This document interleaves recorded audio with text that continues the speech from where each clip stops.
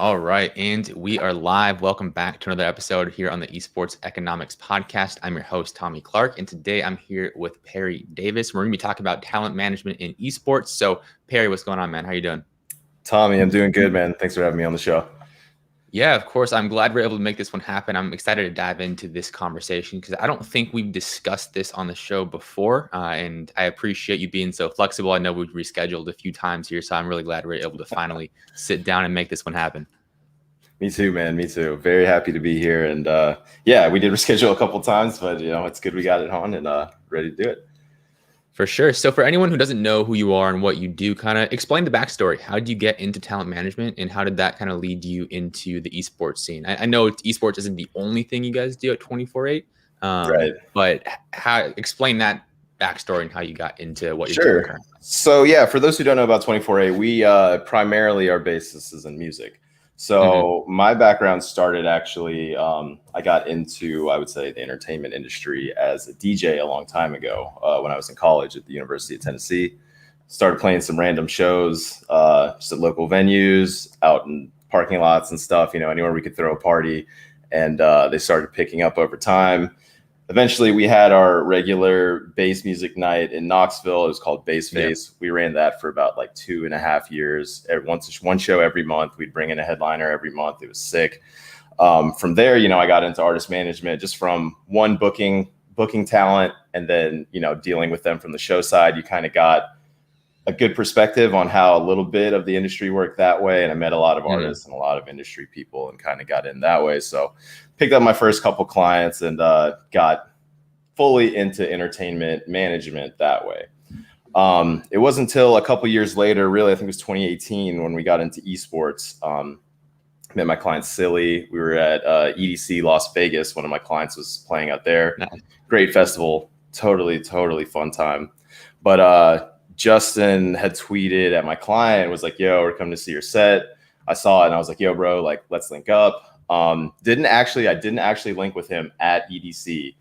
We tried to meet during one of my client's sets, but like where we were at, like I was trying to describe it to him, and like it's a huge festival. So I guess there were multiple like structures of what I was describing to him in the festival. Yeah. So like he was at one and I was at another, and we just didn't make it work, unfortunately. But I ended up keeping in touch with Justin for a couple more months. We played some video games together and then got to link again the next time I went to Vegas. And it wasn't until after that we really started working together. But yeah, it was honestly random. I've been a gamer for a long time, and I've always wanted to get into the industry and find a way to make it work. And, thankfully with Justin, it did. Got you. And in previous conversations, I've heard a lot of comparisons between the music industry and esports. Like, how does that kind of look in your mind? Like, do you see a lot of similarities there? Like, what does that comparison look like? Yeah, definitely a lot of similarities. I mean, at the end of the day, it's all under the entertainment umbrella, and a lot of it is content creation, whether that's, in the music industry, it's a song, in the gaming industry, it's, video game clips, YouTube, you name it, whatever it is. So a lot of the things that we learned in the music industry about that content creation and brand building, really, we're able to apply kind of to the esports space. Lots of similarities, I guess, in branding, along with artist management, player management, things like that. But yeah, most of it kind of boils down to it being under the entertainment umbrella and content management. Got you. That makes sense. And for anyone who is just getting into, could be talent management, but doesn't have to be, like anyone trying to get their first few like people with them, whether it's being a talent manager, whether it's being a social media manager, like a freelancer, whatever the case may be. What did that process look like for you signing your first handful of clients in the music industry, but even before you met Silly? Is there anything you can share there as far as things that you found helpful in terms of outreach and all that?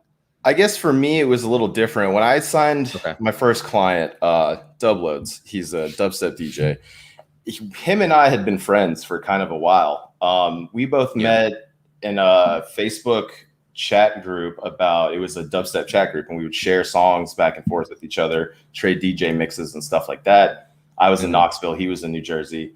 And once I started throwing shows, he had started making music and stuff. So his music started taking off while my shows were taking off. And we're like, of course, like, why not book you for a show? You know, come out here. And once we booked him for that show, like, it was with another artist. If you know who Getter is, it was Getter and Doubloads together. And Doubloads showed Getter one of his songs. Getter loved it, ended up showing 12th Planet, and that's what got Doubloads signed at first, like, to his first record deal. So from there, Dave Doubloads was like, hey man, like, you know, you helped set this up. You got me my first out of state show. Like, let's keep working together and just see what comes of it. And so that's kind of what started it all. When I was getting more clients from there, it would really be sort of recommendations, I guess, like people that Dave would work with that I would see kind of had some traction, and their music was getting played a lot, becoming more and more popular. I'd be like, okay, cool. I can pick up off this momentum and carry it to where it needs to be. Eventually, you know, that's how I got my next client, Spag Hetty. Him and Doubloads had a track together. Ended up that Spag, he's from Spain, but he was doing a tour in America at the time. Got you. Very, very low key, like super small, like 100, 200 cap rooms. Ended up being one of the shows is in Knoxville. So I was like, yeah, of course I'm going to go by. You know, met him there, explained what I did, told him I loved his music. I'd really love to work with him. Took him a little while. I think we went back and forth for about a week or two, just chatting and kind of get to know each other before he agreed to do it. But yeah, you know, ultimately it was because of the work I had done with Doubloads that he was like, okay, cool. You know, this guy might know his shit, so I'm going to work with them. So yeah, some of the clients have gone that way. A lot of them, I guess more recently, the clients that we've brought on have been more because of word of mouth. You know, I've been working in the music scene for over 10 years now. Our clients are doing really well, especially our main ones. The ones we're picking up are gaining a lot of traction. So we're kind of at the point now to where we're not really looking for, or we're not picking up those like brand new artists and taking them, you know, to stardom and breaking them through. We're taking the ones that are already kind of out there, have a lot of good momentum on their own, and are looking to add on top of that. Gotcha. And when you're looking at these artists, I know it's not specifically esports related, but I think there's probably a lot of parallels there. When you're looking at these emerging artists or these artists that have momentum, like what are you looking at? Like what kind of catches your eye as like, oh, this person might be someone that we want? So for music, it's, you know, popularity is a big one. If they're good on social media, they're friends with a lot of other artists and DJs, you know, that's a great sign, because one, it shows that they're not afraid to talk to people, because a lot of kids are just like, you know, they live in their bedroom, they make music there, they never come out of it. Not a lot of social skill, you know, so that's really important.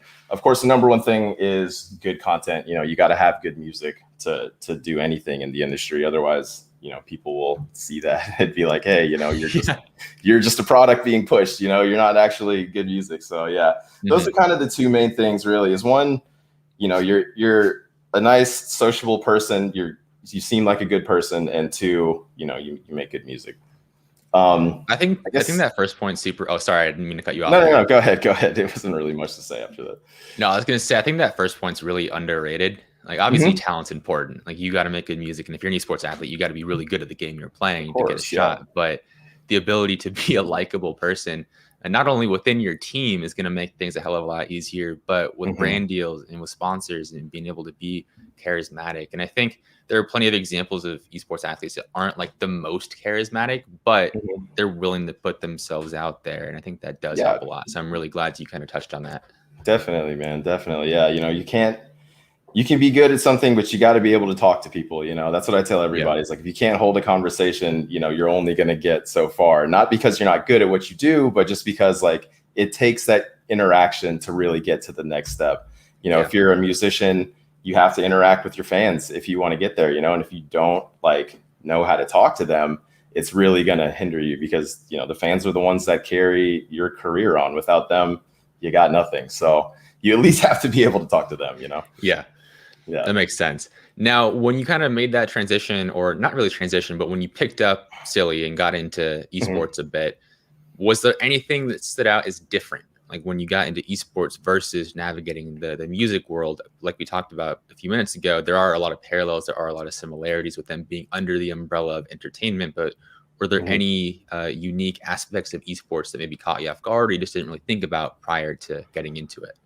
You know, that's a good question. There was a lot that I kind of expected. I mean, there's, you know, all the obvious aspects of the entertainment industry. your average business dealings. You deal with the Call of Duty's got a really, really tight community. So there's not it's been not really small, but it's been a strong, close-knit community for so long. Yeah. And I think the main challenge really there was breaking into that community from the outside. Because I previously, the only professional Call of Duty person I knew was my client, Silly, nobody else, and from him, I was able to meet more players, org people, press, all kinds of different people. So it was that first initial barrier, I think, I didn't expect it to be not really tough, but such a challenge to get in and gain credibility with the Call of Duty community. Yeah. I'm glad it was that way because, I'm sure there's a lot of people who are kind of outsiders wanting to just come in and cash in, who aren't gamers, who aren't passionate about esports or, anything of the sort. And I think there's with the way the Call of Duty community is structured, there's a good sort of system in place that, sort of weed those people out. So, I think gaining the respect and credibility was the tough part, because the music, I've already got that. I figured, hey, I've done this much already. A lot of people know me from this side. I can come in here and, some things might be a little easier for me. But, I found that it wasn't, I wouldn't say easy, but it was just as much work as it would take breaking a new music act. It was very similar to that. What do you think helped you to get in and kind of make it through those filters? Like you said, that kind of weed people out that are just kind of in it just to be in esports for the sake of capitalizing on a monetary opportunity. Like, what do you think allowed you to kind of get through those filters and show that, hey, like, I really want to be here. I really enjoy this space and I genuinely want to help.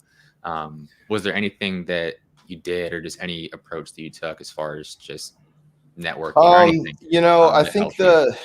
I think the main thing for me would have been, just, it's hard to say. A lot of hard work went in, and I think people kind of saw the work that I was doing for Justin, and that's kind of what got things kicked off. Because previously, Justin hadn't had anybody work with him before.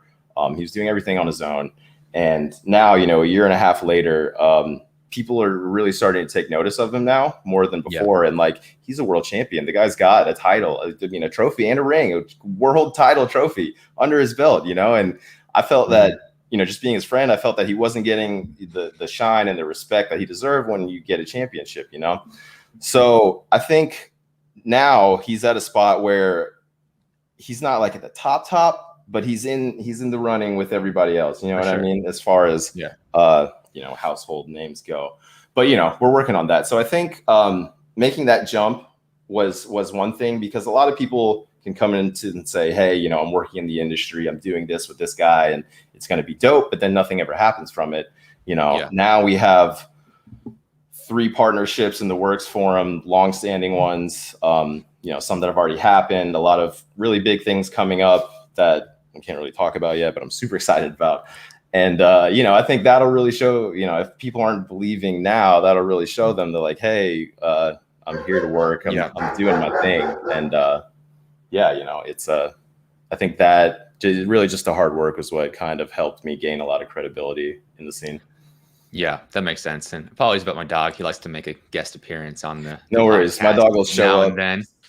My dog will show up somewhere. She's right here chilling, playing with her bone. Nice. But it sounds like there's a bit of a common theme. Like when you're talking about getting into the music industry, getting into esports, it seems that there's that initial barrier that's like toughest to overcome. That kind of takes a lot of that super hard work and really grinding to overcome it. And then once you show like, hey, we know what we're doing, like we got results, these are tangible results that we've gotten for our clients, then it becomes a word of mouth thing. So I think that that's super helpful to know, because a lot of people getting into the space are like, oh my God, this is so hard. Well, like you said, it's kind of supposed to be like, not everyone should be able to get in. Exactly. For sure. So on a day-to-day basis, what does that look like as a talent manager? Like, what are the responsibilities of a talent management organization? And then we can kind of dive into what you specifically do. But first of all, like, what does a talent management agency do? Sure. So we are basically charged with the well-being of the brand, right? We work with, DJs, athletes, artists, all kinds of different people, take their brand image to the next level, because, that's essentially how you grow a company. A lot of artists and players look at themselves as just an artist or just a player and not so much as a business when you're actually a business, and you don't really know it yet. So we step in, implement best practices, and do everything we can to make sure that the company is as optimized as possible, running smoothly, and make it to where our music clients are just producing music, playing shows. We're handling all the business. Our gamers are playing video games, competing, scrimming, doing the best they can do, so they can focus on what they're good at while we handle all the other stuff. Got you. That makes sense. And now, on a day-to-day basis for you personally, you're the COO, right? That's correct. Yeah. Awesome. So what does your day look like on a typical day? Obviously, things are going to change from day to day. A typical day. What does that look like? A typical day for me, it's a lot of meetings and phone calls, really. Everyone says the entertainment industry is so exciting, but it's really just a lot of conversations that people don't want to have. When you're an artist and say, you're signed to a label and you want to put this music out, there's all these fine details you have to go through. Like, that's where we step in, have those conversations, figure out all like the fine print, the dirty work, and get all that done. So a average day for me, after I get up, go to the gym, eat breakfast, I'll come out, knock a bunch of emails out, usually before like 10 a.m. 11 to 3 p.m. I schedule all my calls, meetings, things like that.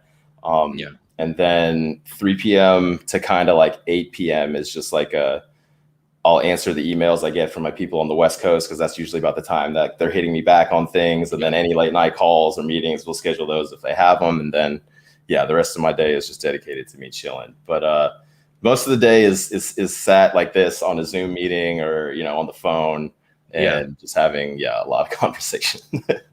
No, I feel you. And that, again, goes back to the importance of conversation. Like, that probably is one of the most underrated skills. Like, everyone wants to be good at social media or good at creating content. And obviously those things are insanely important. Like, they matter a lot. But a lot of times you're probably pitching these ideas to brands or to investors or to whoever. And if you're not able to communicate those ideas, you're not going to be able to execute on it, no matter how good of an idea it was.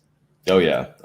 And, we've seen, even at our own company, we have employees who will go and pitch a deal like that. And sometimes it'll fall short because, they don't know how to word it to the person they're talking to. And a lot of times, when you're doing a deal, you got to kind of show people why the deal will work for them and not just for you. And, years of conversations will get you there, man. Yeah, exactly. Now, what's your favorite part about what you do? And following that, what's your least favorite part? Man, my favorite part about my job, I have to say, there's just like what we like to call rewarding moments. When we put out a song and it eventually hits, 1 million, 5 million plays, like, those are the rewarding moments. We announce a tour, sell out every show date, like, those are the rewarding moments. We land a partnership, like, that's awesome. Those are the things that we really, really love and celebrate, and it's great. I think the thing I like least about it is it's just how much time I spend on my computer. I love playing games. I'm connected all the time, and I'm about it. But like, I spend so much time in front of a screen talking to people and doing things when I wish I could just be out, like, meeting these people instead, and having actual meetings instead of just virtual ones. And I guess it's, just a sign of the times. But sitting and looking at a screen every day is the unglorious part of the entertainment industry that we all just happen to get sucked into. We make ourselves available all the time for calls and emails and whatnot, and we sit there and constantly check our phones and stuff. And I do my best to stay away from it, but work finds me glued to the computer every day. So as much as I love it, I also dislike it. Yeah, I feel you there. And that's probably the part I struggle with the most as well. Because, like, coming from the health and fitness space previously, like, I understand just how not ideal it is to be in front of a screen all day. So I'm like, dude, I know I shouldn't be doing this, but you kind of have to at times. And especially with the past year and the insanity that's happened, like you said, a lot of the meetings are virtual. So it is definitely one of the toughest parts, but it is what it is. Yeah. What do you do to kind of learn in research? Were there any books kind of getting into it that you found helpful, or what's your approach to kind of bettering yourself when it comes to your craft? Man, it's not really books. Okay. I find a lot of value in books and reading, and there's a lot of good stuff out there that I haven't dove into yet personally that I wish I have. But most of my, I guess, learning really is just from human experience. Like if I want Yeah. to, you know, say when I got into esports from music, I just immersed myself in the industry as much as possible. And Hmm. that I think was like one, the best way to do it, but two is like it was the best way for me to kind of learn everything and understand it, because you can read books, you can watch YouTube videos, practice all day, but unless you actually Yeah. go out and do it, like you're never really gonna learn. And for Yeah. me, I'm very much someone who learns by doing things. So yeah, it was a very immersive experience. Lots of playing Gotcha. video games, lots of being in my screen late night, looking up esports Yeah. orgs and the right people behind them and learning about them and everything that they've done. And, you kind of see these people, see what they've done. You're like, oh, cool. Like I should try and do that or something similar, and that's kind of, I think, how I've learned to not really get ahead, but progress in my Yeah. career. Yeah. Yeah, no, I'm with you on that. I mean, that's kind of the whole point of this YouTube channel, to be honest. Like, Hmm. it's probably the best way to learn by doing, because, like you said, you can read so many books and you can watch YouTube videos, and there definitely is a place for that. But I think the percentage that should be allocated to that is much Hmm. smaller than people think. Like, you should spend a Yeah, much larger percent of your time doing things, whether it's talking to people, whether it's starting your own side project, whether it's totally. anything to get you experience, and kind of supplementing that with the sort of technical knowledge. Because really, I mean, when it comes, I don't know how it is with talent management, but when it comes to marketing, a lot of the books and a lot of the videos, it's the same topic Right. Yeah. over and over Well, again. There's especially, these yeah. I these mean, for principles. you who's in college right now, I'm sure a lot of the stuff that, you learn from your books or whatever your professors are telling you, like you might Yeah. not apply any of that in a real life application, So it's like, what did I study all this stuff for? What's the Yeah. point? And it shows, a lot of the stuff that I studied in college while I was there, I didn't use, I don't use, Yeah. and it's crazy. But like for me earlier, like I mentioned, I dropped out of college my sophomore year. And that was because like at the time I was already 4 years into the music industry. Like my first act was getting ready to go on his first US tour, like 30 dates, and I'm sitting Yeah. in a public speaking class, like, why am I here? You know what I mean? Like Yeah. I shouldn't have to be here right now. So, again, it goes back to me just learning by doing. And, it's especially in the entertainment industry, like it's a great way to really, really get in there, because you have to do it. You have to make those mistakes. You have to, Yeah. learn from the mistakes. And that's how, you'll really get ahead. For sure. Now, kind of taking it back to your experience in the music industry and kind of Hmm. combining that with esports, like I know a lot recently, there's been a lot of activations with music and esports kind of combined. Like the ones that come to mind are the Travis Scott concert in Yeah. Fortnite. I think Hmm. there were a couple of other concerts in Fortnite as well, and there's some other ones that are just completely slipping my mind.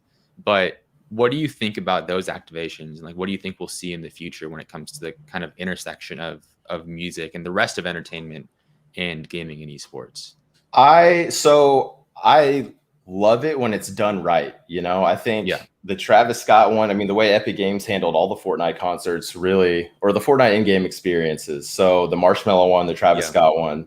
That's the I one. Yeah. wasn't really a big fan of their like party series, how they just had it like it was basically a Twitch stream of somebody DJing and they put it like on a screen inside the game. So it wasn't like super immersive, Yeah. but it was still showing, that was kind of corny, but like the way that they did the Travis Scott one, I absolutely loved it. The Weeknd did another one like that with I think it was TikTok maybe, or Okay. another platform like that.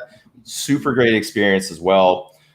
I think I think they're cool, and I think there is a big future for it. But it just depends on like the state of the world, really. You'll never be able to like replace live events.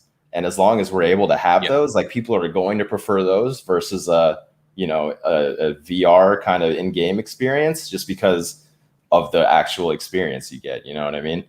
But again, I think you have to do it right. It's got to be, a really blown up production the way that Travis Scott and Marshmello and The Weeknd did it. Otherwise, anybody can do it and it comes off kind of boring. Like when the pandemic happened, a lot of DJs rushed to Twitch to do like live sets and things like that.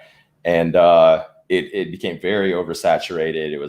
It became very stale. A lot of people were doing just the same thing. It was them like in their living room, would be like me back here with the DJ setup doing it. Like, it's not really what you want to see as a fan. And it's not the best experience for anybody really. So yeah, I think as long as it's done right, the sort of VR XR wave will definitely keep going. But we're still early there, those three that I mentioned are literally the first three of its kind that have happened. So like they've set the bar pretty high. I don't know if you were a part of any of those events, but like they were really, really, really cool, especially the Fortnite ones. And I'm honestly really curious to see how they improve on that in the future, because they did such a great job with it that like, what could be the next level of that, other than like VR. I don't know like where you could go from there. So makes sense. And kind of this question came to mind given your experience, and I'm curious to hear your take on it with the whole DMCA thing, and kind of got brought back up again fairly recently. What's your take on that? Like, what do you think? Do you see there being a solution that is practical that can and should be implemented, or like what's your take on that entire situation? This is a good question. There's a lot of people who ask me about the DMCA and their rules and how to get around it and whatnot. And there's really no good explanation for it, because I see it on both sides. Like from the music side, your music is getting played in random places. Those plays aren't being recorded. Therefore, you're not gaining, the stats and plays that you should be, income on the song or whatever. So, I see it from that side. I also see it from the streamer side, to where it's not really a big deal. I mean, you're just playing music while you're gaming or whatever. Like, you're obviously not purposely trying to infringe upon anybody's rights or, earn income off of their content. So the problem is the DMCA or DCMA, whatever it is, they're really old and they don't have a good understanding of what's actually happening. And I think the people behind it just either know the problem is too complex to fix on their own, or they just don't want to do it and just keep making money, So there's ways around it, and it's something that we're doing at 24/8. We've got a handful of songs from our clients that are DMCA safe. Okay. We're partnering up with organizations, offering them our music to license at a discounted cost or use for their streamers on stream, and that way it's safe for everybody. We can get a little extra exposure on our songs, and it creates a good kind of transparent environment between music industry and the gaming industry, to where you can make these things kind of happen. Because a lot of it is just a lot of people just don't have the knowledge on how to license songs correctly. And honestly, it's a very complicated process that oftentimes costs too much for the average streamer to float. I mean, we've synced songs before, because it's a publishing thing on the music side, and we've synced songs before for like, 30 grand for a commercial. And so when, we say, hey, publishers, this guy, he's a streamer, he's got 50,000 views on his channel, he wants to, use our song for this. They're like, oh, cool. Well, he's getting more viewers. He's getting, the same amount of views as an average NBA game. Let's charge him the same. And like, it's not even close to the same thing. You know what I mean? So like, that's where the disconnect is. And so what we're trying to do with our partnership is make it, a little more transparent and easy, and say, hey, like, these are the songs that we know are DCMA safe. You can use them on your streams. You can use them in your videos. Just make sure that we're credited properly. We work out all the little details to make sure that you're safe on your end, and you can do it that way. Yeah. In a perfect world, like, do you think it makes sense to just let streamers play the music in the background? I think obviously it would depend on the artist, but I mean, I can imagine for an up and coming artist who maybe doesn't have the exposure that, let's say, like a Drake does, or some just massive superstar. like that extra 50,000 people hearing the song in the background, of course, the conversion rate of hearing the song in the background and then going and actually streaming it on Spotify and becoming a fan, Yeah. probably pretty low. But I mean, it Mhm. might rake in a few extra fans. Like, do you think that makes sense? To some artists, it might. And, there's a way to make it work, but the big Yeah. corporations just don't want to figure it Yeah. out. Makes You sense. could, by all intents and purposes, if you look at the scale of things, Twitch is owned by Amazon. Amazon has Amazon Music. They're tied into the music industry. Why not make an Amazon Music widget that's integrated with Twitch to where you can play music off of Amazon Music as a partner Yeah. and just have it run through their system and do it That that would way? almost You know be what I too mean? simple.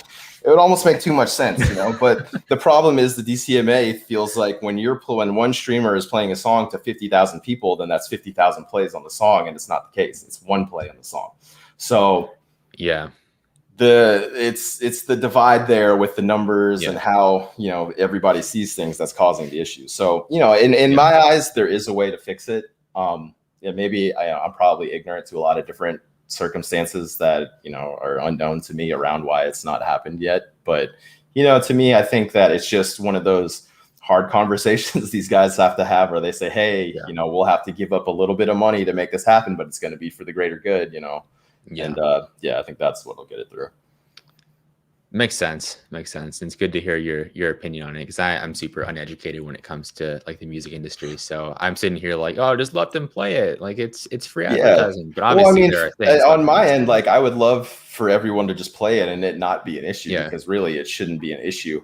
If the one streamer is playing it off Spotify, that's one play. That play is still being logged from that one streamer, like Twitch isn't a music streaming platform, so it shouldn't have to like be succumb to any of this.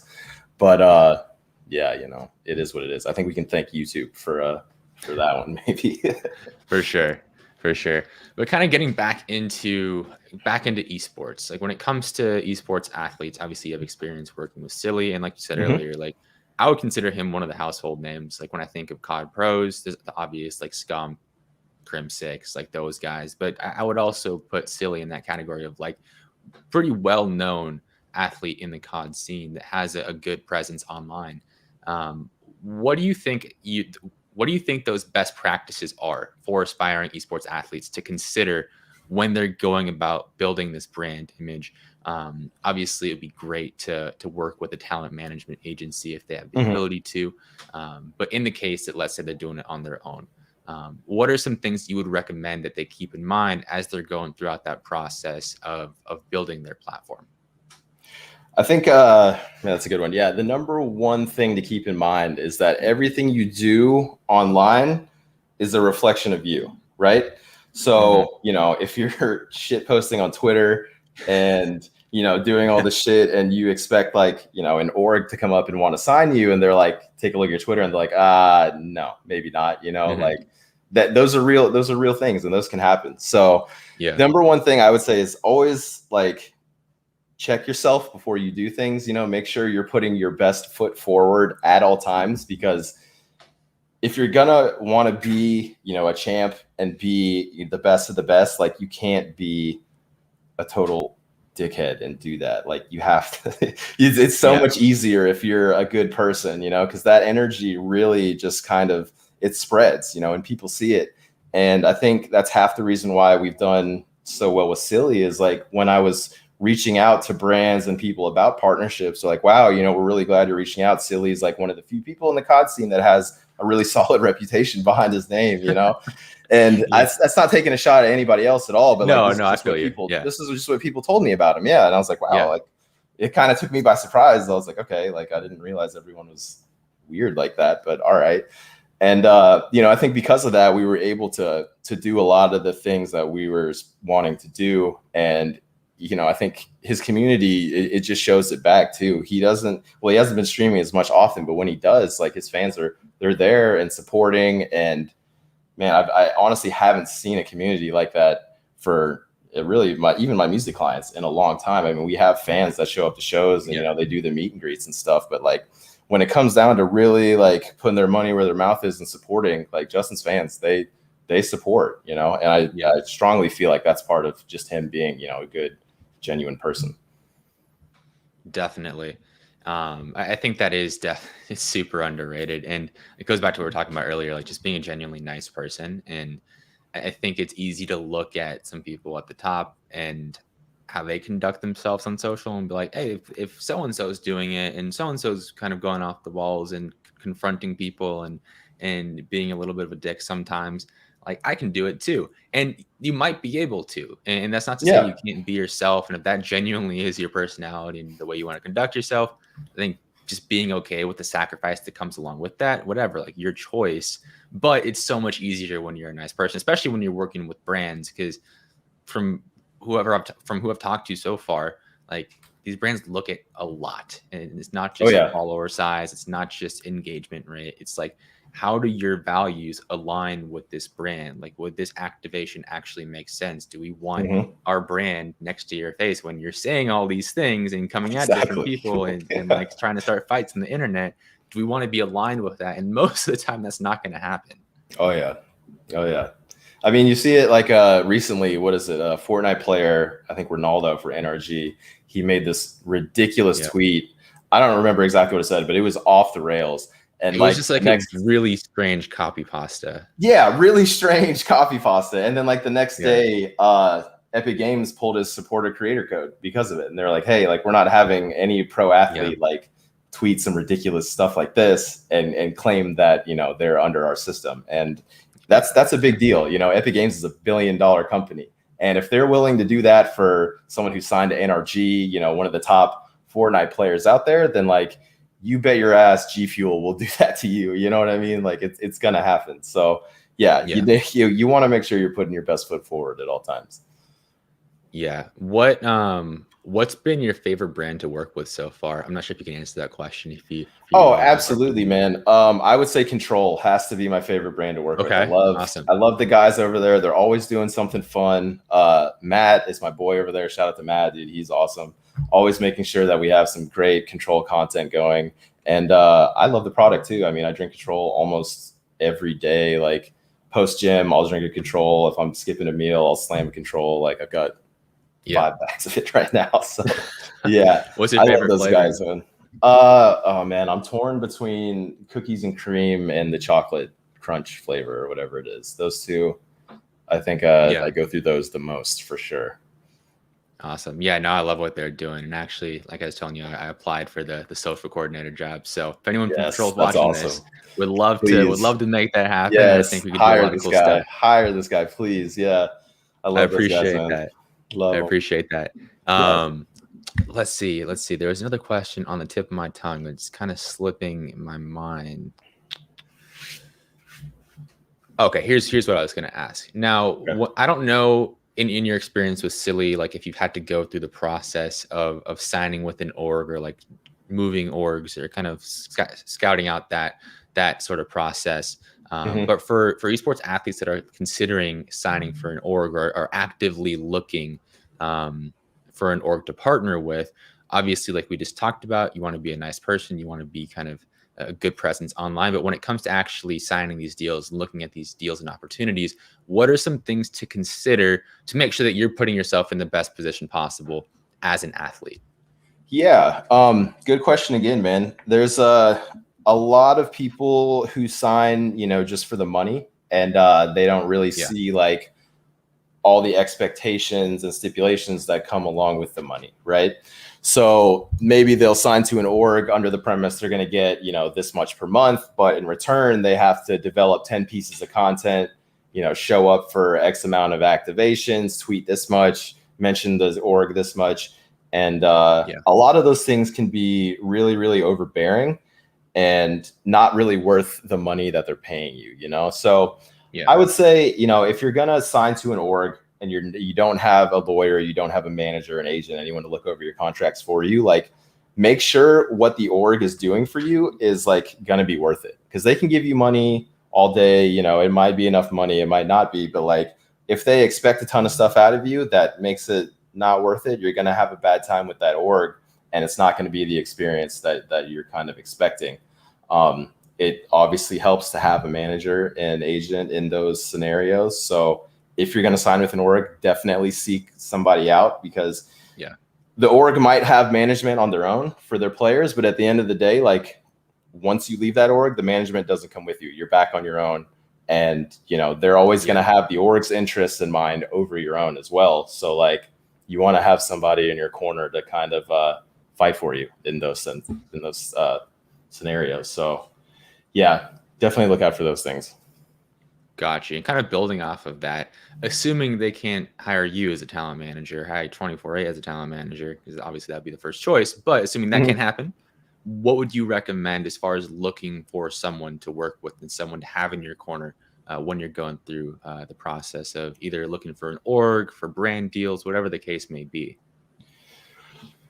Good question. I guess, if you don't have a manager or an agent, you just gotta, man, this is a tough one for me to answer. Cause I don't really know. I haven't been in the scenario, but I guess, I'm not really asking like if you like what to do if you don't have one, but like if you're looking for a manager or an agent to work with, like what should you be looking for in a manager or an agent? Well, look for somebody who's got clients that are successful. You don't want a manager that has a bunch of clients that aren't doing anything, because that means they can't do anything for you.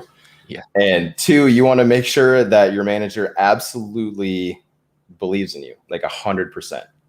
If they don't, it just shows that they're not fully committed, and they might jump at any sign of at volatility on the project, and that's not something you want. You want someone who's going to be in the trenches out there working for you when it's tough, when they don't want to, and all those things. And if you find a manager who'll do those things, you should be in good state. Awesome. Now, kind of transitioning to one of the final topics here on the interview, just in terms of esports in general, like what's really exciting you over the course of the next year or so? Like, is there anything that's really catching your eyes? Like, oh, this is going to be sick, or I'm super excited about this in esports, or let's just expand it to gaming in general. Sure. One of the things I'm really stoked about, I guess, that's coming back is DreamHack. I used to do a little bit of work with them on their live events before COVID happened, things shut down. I know they've been planning a lot of really, really dope stuff. And if you've never been to a DreamHack event, like it's one of the biggest like esports conventions out there. Okay. Such a great time. So I know they're going to come back with something really awesome. I'm really looking forward to that. The next thing, and I think everyone is probably looking forward to this too, is Call of Duty LAN events. Like yes. Could not be more excited. So I've been working with Justin for a year and a half now. We started at the beginning of 2020. I missed the first event because my client had a festival actually that weekend that he was playing, and we had to go there. But after that, COVID happened. All the LAN events shut down, so I didn't even get to go to one. I'm really stoked that they're coming back, man. I can't wait to be there and experience that, because I haven't been to. Well, I guess the only live esports event I've been to was the Fortnite tournament at DreamHack Anaheim last year. But I haven't been to a Call of Duty event yet, so I'm really, really looking forward to that. Yeah, same here. I haven't been either. I've been into gaming my whole life, but really got into like the esports scene again, start of 2020. Didn't get to go to an event before COVID hit, so I'm right there with you. I want to go to wherever the next COD LAN event is. I'm booking a plane ticket. I don't care. Dude. I'll buy the ticket. Like I'm there because from what I've heard, super fun time, and I actually just want to meet a lot of the people that I've made relationships with online in real life. Coolest part. Well, we'll squad up at the next LAN. We'll make a real meeting happen. We'll do the IRL Esports Economics. For sure. That's a whole different beast, man. Taking it from virtual podcast to IRL. But if that happens, I'm totally down, and we'll make it happen. For sure. Besides COD and I guess DreamHack as well, Fortnite, like what's your favorite esport to watch? Is there any esport that you're kind of paying attention to right now that's catching your eye? Obviously COD is the number one because Silly's over there, but Valorant, League, anything that's really catching your attention? My absolute favorite esport to watch is Rocket League. Hands down, like, dude, the most fun I love playing it, but watching the pros play, like, it's just so much more fun because they're so good, dude. Like, I've been playing Rocket League for a long time, and I'm okay at it, but like the way they play, the control they have over the car and the ball just flying around, the coordination, man, is kind of insane. And Yeah, I've been watching the RLCS for maybe like 4 or 5 years now, and can't get enough, man. Every time it's on, I'll watch, especially if NRG is playing. They're my favorite team. I'll watch them every single time. Like Rocket League is definitely the one. Yeah. Yeah, I need to start watching it. I haven't gotten quite into it yet. I would say right now, definitely COD. COD is the one I'm most familiar with. So I guess by default, it's my favorite. But I'm also really enjoying Valorant, especially after the Master Tournament. It's super fun to watch. I think it's really cool what Sentinels have done. They've been Dude, crushing congrats it to Sentinels for winning that too. Like NA just champs, we the whole love that. tournament. It's crazy. Yeah, it was awesome. It was awesome, man. Hell yeah. Yeah, I know. I definitely agree with you. Do you think we'll ever see a world in which franchising happens in Rocket League? Maybe.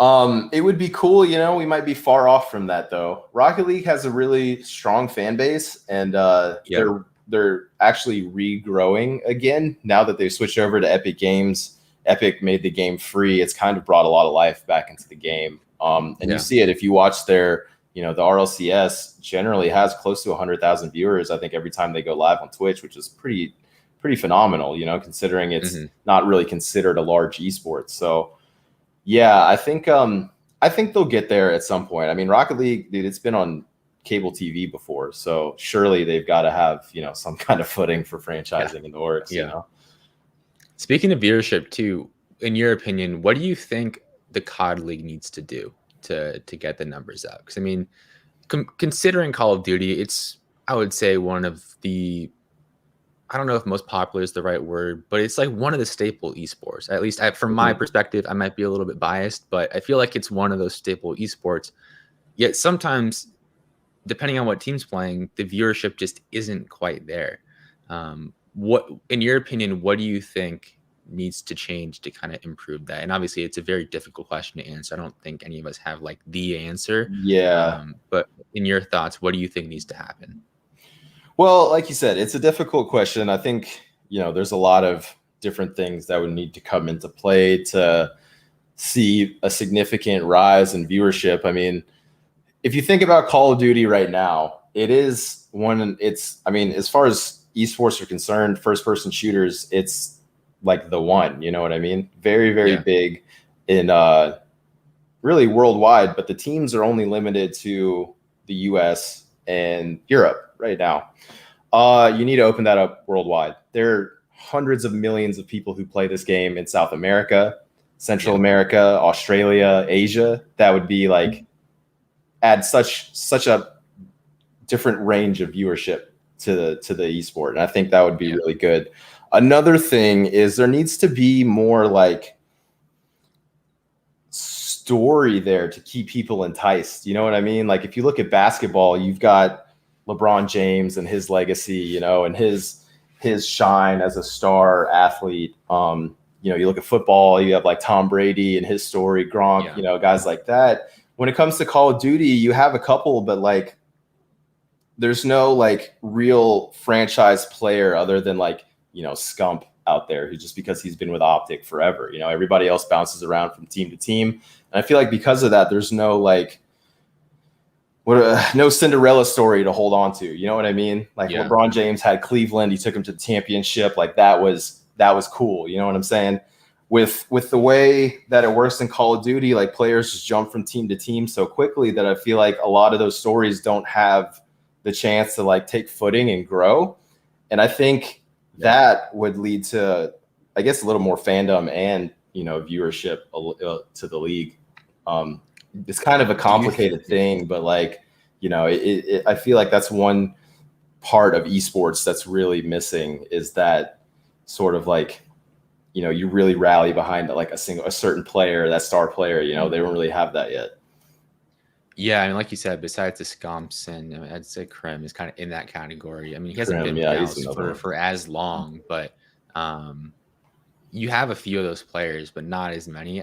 In my opinion, this might be completely off base, but I think expansion might help with that, just because there's so much talent in the challenger scene that really deserves a spot in the CDL. Like if you're looking talent wise, like Methods should not be not on a CDL roster. Right. And there's other players that I'm not thinking of that should not be out of a CDL roster spot. They should be in the league. And just having that talent pool, that more diverse talent pool, might actually help in creating more competitors. I think it's great what Toronto Ultra have done. I mean, on paper, they're not like the flashiest team in the world, but they went ahead and won the major. So it's definitely possible. But I agree with you. I think COD overall has amazing storylines. But I think if there's just more talent in the league, that kind of gives more teams a better chance of upsetting the phases of the worlds and whatnot. So yeah, I agree with you there. And I think at some point we'll get there, because if you think about it, the competitive COD's been around for quite a while, but the way that the league exists now, the franchising teams and stuff this is the second year that it's happened. So, there's still, and so there's still a lot of chance for team expansion, not only in the US, but outside, and a lot of those other things to kind of happen. So, we might still be early, quote unquote, early in the COD game for a lot of these ideas. But, I think like what you said, expansion is definitely a sure way to seeing my dog's just whining for no reason, but expansion is a good way to see a lot of growth there. What do you think about a potential Drive to Survive, but for COD? Like, I don't know if you've seen this series, the F1 series, but it's brought a ton of fans into the scene and kind of actually created those storylines, although some of them are manufactured to an extent and it gets some blowback from older fans of the sport. But I think there's a world in which that could be part of the solution. Of course, mounting a league-wide documentary series is a pretty difficult task, so I don't know how practical that is. Well, but I think a lot of the documentary thing you're talking about, I think a lot of that goes back to what I was saying about how like players don't stay on teams long enough to have that, because a lot of people, they come in half a season through, they get benched, swap to another team. It's like whatever story you had has just been cut off and now it's something else. So, I think that's a great idea and that definitely will help, but they have to have, long-term contracts in order for those things to kind of develop. Otherwise, the chance isn't even there for it to happen. Yeah, that makes sense. Now, kind of shifting gears a little bit, when it comes to brand partnerships and sponsorships in esports, what are 2 or 3, or let's just go 1 or 2 that have stood out to you in the past year that you found to be something that you really enjoyed? Well, I think, I guess speaking from experience, our partnership with Control has been, I keep mentioning them, but they've just been great, has been a great experience. And it was really positive from day one. I reached out to Control. I was like, hey, I'm working with this Call of Duty champion, he's in the gym a lot. He really likes your product. Would love to test it out and, speak about a partnership. And literally from that email back, they were like, yo, we love Silly. They were one of the people who were like, he's got a great reputation in the community. And, from there, it was simply hopping on a phone call, telling about what we've got going on, hearing a little bit about them, how we could integrate Control into Silly's, day-to-day activities and community. And, from there, it was really, really easy to do, man. Like they kind of understood the vision, and they were happy to be a part of it. And it was kind of like hey, you fit into this scene really well for us and we can kind of fit into your scene really well. So why not just make it happen, Yeah. No, they were, they were great. I think, and then another one we did was Battle Beaver. They do the controllers. Yeah, they're the SCUF competitor. Honestly, in my opinion, a better controller, but we'll leave that to the professionals. They are also, another great company to work with, despite them, being the second option, I would say. Like they're a great team. They really care about the people that they work with. They're not hesitant to help out. Anytime I've been like, hey, Justin needs a new controller for this, or we'd like to use Battle Beaver for this, they're always down for it. They make it super easy. And they carry a great product. So hard to complain too much about them. Love that. And then kind of getting into the final questions here for the podcast. This next one is, if you had to give one takeaway for anyone listening all the way to the end, could be about something we talked about throughout the show, could be about something that we didn't even touch on. But if you want someone to walk away from this podcast with one key takeaway, what would that be? Man, I guess the repeating themes of this podcast: if you are a good person and you work hard, you'll be able to make it Yeah. whatever you want to do, especially the entertainment industry. Love that. And the last question I have for you today, arguably the most important, do you drink coffee? And if so, how do you drink your coffee? Oh man, I do drink coffee. I actually just got into like grinding my own beans and like brewing it Okay. myself at home. I had a coffee pot and like it broke. So a coworker of mine, he has this whole Instagram thing where he does like coffee reviews and all I that. respect it. He sent me some beans of coffee. He showed me some stuff to make it, and I've been doing that. It's been pretty cool. Nice. When I'm at home, I'll drink my coffee with a little bit of creamer, not too much extra. I just keep it simple, really. But if I'm at Starbucks, I love the caramel macchiato. It's like my favorite thing. I'm a huge fan of caramel, regardless. But you put it in coffee and you ice it and put the drizzle all over there, bro. It's so much sugar, but it's my favorite thing for sure. Awesome. No, I respect it. I'm a cold brew person personally, but I respect those answers. The only one that kind of I don't really understand is iced coffee, just because like if you're gonna get iced coffee, you might as well get cold brew. Like, Sure. Yeah. But it is what it is. But Perry, dude, I appreciate you stopping by. This is a really fun conversation. Before we go, where's the best place to keep up with what you're doing personally and also with what 24/8 has going on? Yeah, so the best place to keep up with me is my Twitter, at Pear Bear, as you can see on the screen. You can find me active almost at all times of the day there. If you'd like to keep up with 24/8, it's just at 248 MGMT on Twitter, 24/8 Management, and the same on Instagram as well. Perfect. So if you're watching on YouTube, again, Perry's personal @ is on the screen right now. I'll put the other ones in the description below. If you're listening on audio, one, be sure to hit the follow button if you enjoyed this and drop a 5-star rating and review. All that stuff helps out a ton. And I will also drop those social links in the show notes. So again, appreciate you guys stopping by. Perry, I appreciate you stopping by for a full hour. And as always, this hour just flies by. But with that, here's the end of the Esports Economics podcast, and I will see you guys in the next episode.